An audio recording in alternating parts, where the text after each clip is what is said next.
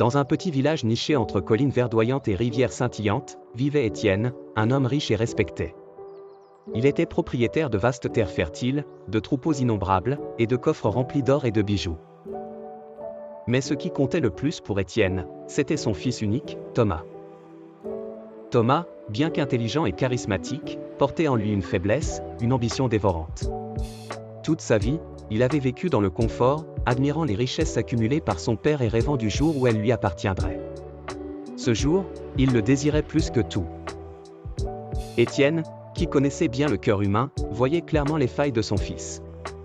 Il savait que la richesse pouvait être un fardeau pour quelqu'un qui n'en comprenait pas la valeur.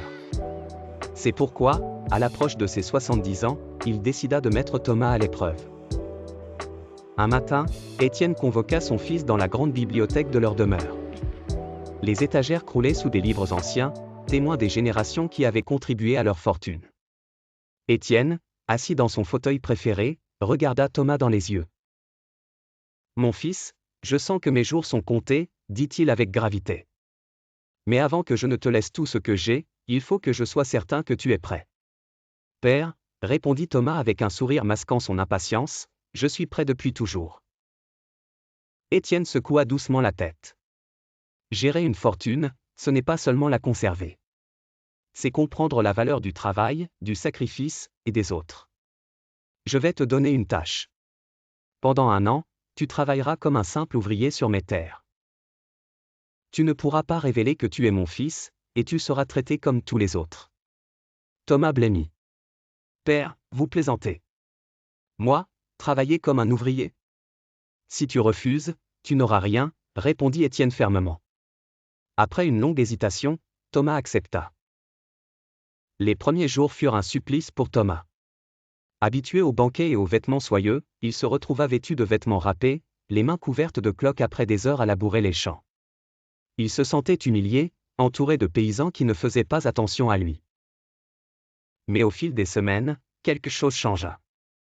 Les ouvriers, qui le regardaient autrefois de haut, devinrent pour lui des compagnons.